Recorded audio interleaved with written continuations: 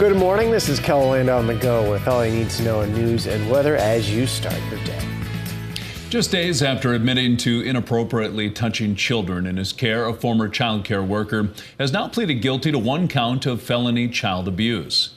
27-year-old Chris Pumi returned to the Lincoln County Courthouse Monday for the new case. According to court documents, he abused, tortured, or tormented a 4-year-old child in September of last year. That's during the time that he worked at the Southern Sioux Falls Child Care Facility. On Friday, Pumi pleaded guilty to 6 counts of sexual contact with children. He's also accused of sexual contact in Minnehaha County. The passenger in a high-speed chase involving gunfire and a large amount of meth was back in court yesterday. 46-year-old Bonner Jewell pleaded guilty to aggravated assault on law enforcement and a meth charge. Last summer, he and another man were arrested following a chase that went through multiple counties and eventually ended in Madison. Court papers say James Lanfer was driving and repeatedly shot at law enforcement while Jewell threw some things out the window. The case against Lanfer is still making its way through court. Sioux Falls police need your help to find a person involved in a fatal hit and run Friday night on the northwest side of the city. Authorities say a 24-year-old man was trying to get his vehicle out of the ditch near Marion Road and Bentgrass Street when a truck hit him. The victim was taken to the hospital where he later died. Officers were able to find the truck involved in the crash. However, investigators are still trying to figure out who was driving. If you have any information about the crash, you're asked to call Sioux Falls Police. Sioux Falls police are also investigating a separate hit and run that happened this weekend in the downtown area. Authorities say a truck hit a pedestrian near 9th and Phillips before driving away. The victim was taken to the hospital with serious injuries. Police found the driver about an hour later. They arrested Dalton Bynum on a long list of charges, including DWI, hit and run, and vehicular battery. This morning, we're hoping to learn more about what brought firefighters to a central Sioux Falls neighborhood overnight. Our KELOLAND News crew was able to capture this video from the scene in the area of South Prairie Avenue. In it, you can see smoke coming from a heavily damaged garage. Firefighters could be seen taking things out of the garage. Stay with KELOLAND News on air and online for updates as they become available. Meanwhile, multiple agencies were called to a fire on the south side of Goodwin, South Dakota late last week. The Dole County Sheriff's Office says it happened around 3:50 Thursday afternoon. Authorities say a tractor started on fire inside a shed. It then started the ceiling of the shed on fire. One person was inside the shed at the time of the fire. They were not hurt.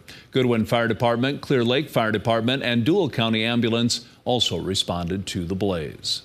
Now let's get a check of our weather with meteorologist Scott Mont. Good morning, Scott. All right, good morning, everybody. We are following snow for today in the western, eventually north central South Dakota. And then there can be that wintry mix in south central South Dakota during the late morning hours and early afternoon before temperatures do warm to the middle 40s. You see our forecast for today is for a high of 42 in Sioux Falls, 30 in Aberdeen, 31 in Mobridge.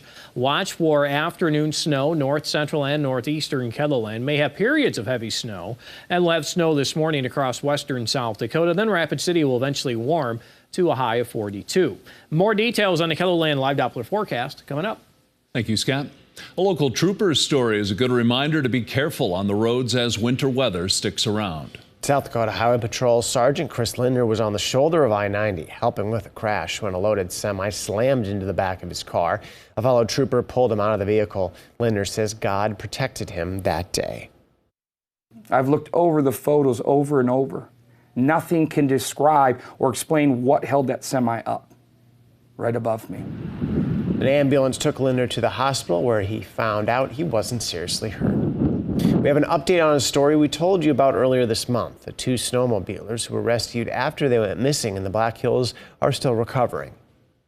The 2 men are part of the Rockford Volunteer Fire Department. John Hopkins with the department says that Leon Kleingartner may lose a few toes after being out in the cold for so long.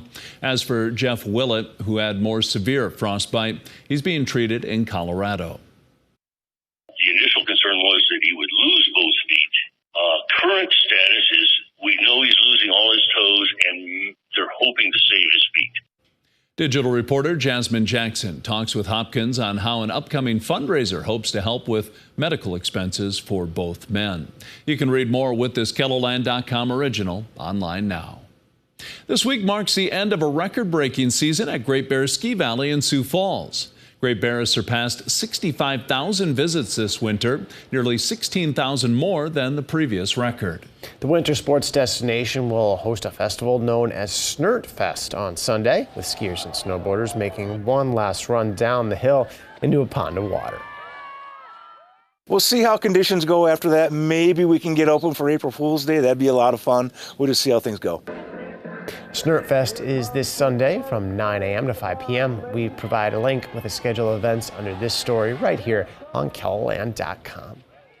That's a look at some of our top stories. Now let's get one last look at your weather with meteorologist Scott Munn. Scott? All right, good morning, everybody. We will follow snow as we go through the day across western South Dakota.